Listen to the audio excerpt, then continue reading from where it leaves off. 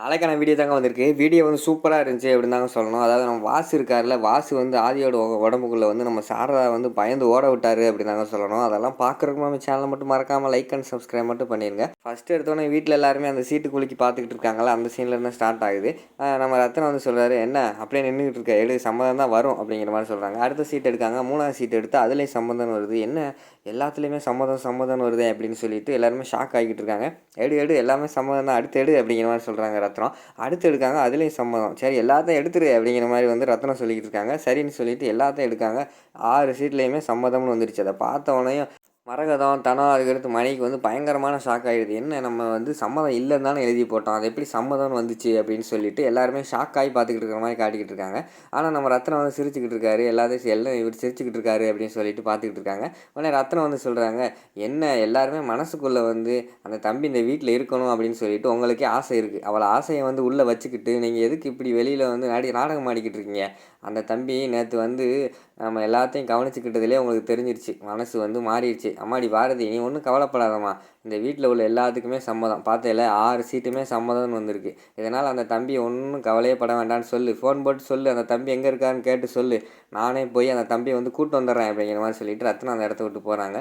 சரி வா தமிழ் போவோம் அப்படின்னு சொல்லிட்டு பாரதியும் அந்த இடத்த விட்டு போயிடுறாங்க. அடுத்து பார்த்தா அங்கிட்டு வந்து சாரதாவையும் ஆதியையும் காட்டிக்கிட்டு இருக்காங்க. நம்ம ஆதி சாரதா வந்து ஒரு வாரத்தில் அந்த ஆற்றுல வந்து நனைஞ்சிட்டாங்கல்ல, அதனால ஒரு வாரத்தில் உட்காந்துருக்காங்க. உட்காந்து பேசிக்கிட்டு இருக்கிற மாதிரி தான் காட்டிக்கிட்டு இருக்காங்க. நம்ம சாரதா வந்து சொல்கிறாங்க, ஆதி நடந்தது நடந்து போச்சு, வாப்பா என் கூட வீட்டுக்கு வாப்பா அப்படிங்கிற மாதிரி சொல்கிறாங்க. அம்மா என்னால் வர முடியாதும்மா, என்னை மன்னிச்சிக்கோங்கம்மா அப்படிங்கிற மாதிரி சொல்கிறாங்க. இல்லை நீ வந்து தான் ஆகணும் அப்படிங்கிற மாதிரி சொல்கிறாங்க. அந்த சொந்த நேரத்தில் பார்த்தா டக்குன்னு வந்து நம்ம வாசுவோட ஆவி வந்து நம்ம இவரோட ஆதியோட உடம்புக்குள்ளே வந்துடுது. உடனே திரும்பிட்டு சாரதா சொல்கிறேன் உனக்கு புரியலையா அப்படிங்கிற மாதிரி கத்த ஆரம்பிச்சிடுறாங்க. நம்ம சாரதாவுக்கு வந்து பயங்கரமான ஷாக்கு. என்னடா நம்ம ஆதி நம்ம பேரை கூட சொல்லி இதுவரை கூப்பிட்டதே கிடையாது, ஆனால் இப்போ திட்ட ஆரம்பிச்சிட்டானே அப்படின்னு சொல்லி ஷாக்காகி பார்த்துக்கிட்டு இருக்காங்க. உடனே விறுவிறுன்னு பக்கத்தில் போகிறாங்க சாரதா. அது என்ன பேசிக்கிட்டு இருக்க அப்படிங்கிற மாதிரி கேட்காங்க. அம்மா சாரிம்மா, இது எதுவுமே என்னை அறிஞ்சு நடக்கிறது இல்லை, என்னை மீறி நடந்துக்கிட்டு இருக்கு, சாரிம்மா மன்னிச்சிருமா அப்படிங்கிற மாதிரி சொல்கிறாங்க. சரி இப்போ எனக்கு தெரியாது, நீ என் கூட வருவியா வரமாட்டியா அப்படிங்கிற மாதிரி கேட்டுக்கிட்டு இருக்காங்க. நீங்கள் என்ன ஆனாலும் பரவாயில்ல, நான் வரமாட்டேம்மா அப்படிங்கிற மாதிரி சொல்லிடுறாங்க. வா அது ஏன் இப்படி அடம் பிடிச்சிக்கிட்டு இருக்க அப்படிங்கிற மாதிரி வந்து சாரதா வந்து கூப்பிடுறாங்க. உடனே திருப்பி வந்து நம்ம வாசு வந்துடுறாரு ஆதியோட உடம்புக்குள்ளே.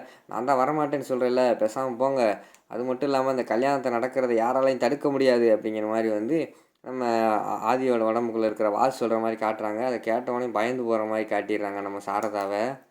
அடுத்த சீனில் வந்து அங்கே வீட்டில் எல்லாருமே குழம்பி போயிருக்காங்க. அதாவது மரகதம், தனம், மணி எல்லாருமே குழம்பி போயிருக்காங்க. என்ன நம்ம சம்மதம் இல்லைன்னு தானே எழுதணும், எப்படி சம்மதம்னு வந்துச்சு அப்படிங்கிற மாதிரி எல்லோரும் குழம்பி போயிருக்காங்க. நம்ம தனம் வந்து முறைச்சி பார்க்காங்க அவங்க ஹஸ்பண்டை. ஏங்க இது உங்களோட கையெழுத்து தான், நீங்கள் எப்படி சம்மதம்னு எழுதுனீங்க அப்படிங்கிற மாதிரி கேட்காங்க. என்ன தனம் என்னையை நம்ப மாட்டியா, நம்ம வந்து பேசணும்ல, நம்ம பேசி வச்ச மாதிரி நான் வந்து சம்மதம் இல்லைன்னு தான் எழுதுனேன் அப்படிங்கிற மாதிரி சொல்கிறாங்க. சரி அம்மா உன் சீட்டை பார்ப்போம்னு சொல்லிட்டு அவங்களோட கையெழுத்து எடுத்து பார்க்காங்க. அதுலேயும் சம்மதம் இருக்குது. ஏம்மா என்னம்மா நீயும் சம்மதம் எழுதியிருக்க பாத்தியா, கூட இருந்தே குழி பறிச்சுக்கிட்டு இருக்க அப்படிங்கிற மாதிரி தனம் சொல்கிறாங்க. ஏய் நான் எப்படிடி அவன் இந்த வீட்டில் இருக்கிறத ஒத்துக்கிருவேன், நான் கிடையாதுடி அப்படிங்கிற மாதிரி வந்து நம்ம மரகதம் சொல்கிற மாதிரி காட்டிக்கிட்டு இருக்காங்க. எங்கே வாய்து எடு அப்படிங்கிற மாதிரி மரகதம் சொல்கிறாங்க. சரின்னு சொல்லிட்டு தனம் வந்து அவங்களோட எடுத்து பார்க்காங்க. அதுவும் சம்மதம் இருக்குது. என்னம்மா இது ஏன் இதுவும் சம்மதம் இருக்குது, அது மட்டும் இல்லாமல் நான் தமிழுக்கு வேறு மாற்றி வச்சேம்மா, தமிழுக்கும் சம்மந்தம் இல்லைன்னு எழுதி வச்சேன், ஆனால் பார்த்தா 6 இதுக்குமே சம்மதம் வந்துருச்சு, என்னென்னு எனக்கு ஒன்றுமே புரியலையே அப்படிங்கிற மாதிரி சொல்கிறாங்க. அதுக்கடுத்து வந்து தனம் வந்து ஏம்மா 6 சீட்டு எழுதணும், திருப்பி உள்ளே போட்டோம், ஒன்று ஒன்றா எடுத்தோம் அப்படின்னு சொல்லிட்டு செஞ்சதே திருப்பி செஞ்சு பார்த்துக்கிட்டு இருக்காங்க. எல்லாத்துலேயுமே சம்மதம் வந்துக்கிட்டே இருக்குது. என்னம்மா 6துலேயுமே சம்மதம் வந்துக்கிட்டு இருக்குது அப்படிங்கிற மாதிரி அவங்க வந்து குழம்பி போய் நிற்காங்க. அதுதான் எனக்கும் தெரியல தனம், என்ன ஆச்சுன்னே தெரியலை அப்படிங்கிற மாதிரி மரகதம் சொல்கிறாங்க. பெட்டிக்குள்ளே எதுவும் இருக்குமோ, எதுவும் இருக்குது, வேறு சக்தி எதுவும் இருக்கா அப்படின்னு சொல்லிட்டு தனம் திருப்பி கையை உள்ளே விட்டு பார்க்காங்க. அந்த நேரத்தில் வந்து வாசுவோட ஃபோட்டோவே ஜூம் பண்ணி காட்டுறாங்க. டக்குன்னு உள்ளே பார்த்தா உள்ளே இன்னொரு பேப்பர் இருக்குது. அதை எடுத்தோடனே பயங்கரமான ஷாக் ஆகிடுச்சு எல்லாருக்குமே. என்னம்மா நம்ம 6 பேப்பர் தானம்மா எழுதி போட்டோம், எப்படி 7 பேப்பர் உள்ளே வந்துச்சு அப்படிங்கிற மாதிரி வந்து தனம் கேட்காங்க. அதாண்டி எனக்கும் புரியலை, அதில் என்ன எழுதி இருக்குது பாரு அப்படிங்கிற மாதிரி சொன்னோடனே தனம் பிரித்து பார்க்காங்க. பார்த்தோன்னே பயங்கரமான ஷாக் ஆகிடுது. என்ன இவ இப்படி ஷாக் ஆகிட்டா, கூட நான் பார்க்குறேன் அப்படின்னு சொல்லிட்டு மரகதம் வாங்கி பார்க்காங்க. அவங்களுக்கு பயங்கரமான ஷாக்கு. என்ன 2 பேர் இப்படி ஷாக் ஆகிக்கிட்டு இருக்கீங்க, அந்த பேப்பரில் என்ன எழுதியிருக்கு அப்படின்னு சொல்லிட்டு மணி வாங்கி பார்க்காரு. மணி வாங்கி பார்த்தா 6 தடவை அதில் வந்து சம்மதம் எழுதியிருக்கு. அதை பார்த்தோன்னே பயங்கரமான ஷாக் ஆகிடுது. உடனே நம்ம தனம் வந்து சொல்கிறாங்க, அம்மா என்னம்மா நடக்குது இந்த வீட்டில் அப்படிங்கிற மாதிரி கேட்காங்க. உடனே மரகதம் வந்து சொல்கிறாங்க, எனக்கே தெரியலடி, அதான் நானும் குழம்பி போயிருக்கேன் அப்படிங்கிற மாதிரி சொல்லிட்டு இருக்காங்க. அடுத்து மணி வந்து சொல்கிறாரு, சரி என்னமோ அந்த வீட்டில் ஒன்று நடக்குதுன்னு மட்டும் தெரியுது, சரி ஃப்ரீயாக விடுங்க என்ன நடக்குதுன்னு பார்ப்போம் அப்படின்னு சொல்லிட்டு மணி அந்த இடத்த விட்டு போயிடுறாரு. அடுத்து வந்து அந்த இடத்துல காருக்கிட்ட வந்து சாரதாவும் அறிவும் அந்த காரில் ஏறி கிளம்ப போகிறதுக்காக காரில் ஏற போகிறாங்க. கார் கண்ணாடியில் வந்து ஒரு கருப்பு சாமி உருவம் மாதிரி தெரியுது. அதை பார்த்த உடனே நம்ம சாரதாவுக்கு வந்து பயங்கரமான ஷாக் ஆகிடுது. ஏன்னா இது ஒரு மாதிரி கருப்பாக தெரியுது அப்படின்னு சொல்லிட்டு டக்குனு பின்னாடி திரும்பி பார்க்காங்க. பின்னாடி திரும்பி பார்த்த உடனே அவங்களுக்குள்ள ஒரு சமாதி தெரியுது. சமாதிக்கு மேலே ஒரு துண்டெல்லாம் இருக்குது. அதை பார்த்த உடனே பயங்கரமான ஷாக் ஆகிடுது. அறிவு அறிவு இங்கே வாப்பா அப்படிங்கிற மாதிரி சொல்கிறாங்க. உடனே அறிவு வந்தோடனே என்ன அப்படின்னு கேட்டோடனே அறிவு இந்த இடத்துல ஏதோ இருக்குப்பா, நான் திரும்பி பார்த்தேன், ஏதோ கருப்பாக தெரியுதுப்பா அப்படிங்கிற மாதிரி சொல்கிறாங்க. அக்கா என்னக்கா இப்படி பண்ணிக்கிட்டு இருக்கேன், இங்கே யாருக்கா இருக்க போகிறா காட்டுக்குள்ளே அப்படிங்கிற மாதிரி சொல்கிறாங்க. இல்லைப்பா எனக்கு உருவம் தெரிஞ்சு அப்படிங்கிற மாதிரி சொல்லிட்டு இங்கிட்டு பார்க்காங்க. பார்த்துட்டு அவங்களுக்குள்ள ஒரு 2 லேடிஸ் வராங்க.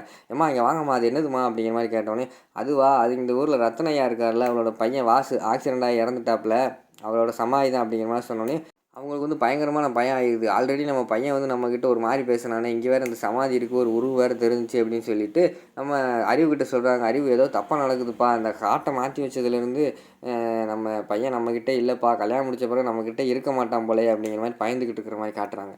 உடனே அறிவு வந்து என்னக்கா சொல்கிற அப்படிங்கிற மாதிரி கேட்குறாங்க. ஆமாப்பா, இது வரைக்கும் என்னை வந்து ஆதி வந்து என் பேரை சொல்லி கூப்பிட்டதே இல்லை, ஆனால் இப்போ என்ன என் பேரை சொல்லி கூப்பிட்றான் அப்படிங்கிற மாதிரி சொன்னோன்னே என்னக்கா சொல்கிற அப்படிங்கிற மாதிரி சொன்னேன். ஆமாம், அதான் எனக்கு டவுட்டாக இருக்குது, எனக்கு ஆட்டை மாற்றி வச்சதுலேருந்து ஒருவேளை நம்ம வீட்டிலலாம் இப்படி நடக்குதோ, ஒருவேளை வாசு பழி வாங்குறானோ அப்படிங்கிற மாதிரி கேட்டோன்னே அக்கா அதெல்லாம் கிடையாதுக்கா, உனக்கு அந்த கல்யாணம் நடக்கக்கூடாது, அவ்வளோதான், அந்த வேலை நான் பார்த்துக்கிறேன், ஃப்ரீயாக விடு, வண்டியில் ஏறு அப்படிங்கிற மாதிரி சொல்கிறாங்க. அடுத்து வண்டியில் அவங்க போயிட்டாங்க. போன பிறகு பார்த்தோம்னா அவனுக்குள்ளே அந்த வாசு சமாதியிலேருந்து கருப்பாக ஒரு ஆள் எழுந்துச்சி வர்ற மாதிரி காட்டுறாங்க. அதோடு பார்த்தீங்கன்னா அந்த எபிசோடை வந்து முடிச்சிடுறாங்க.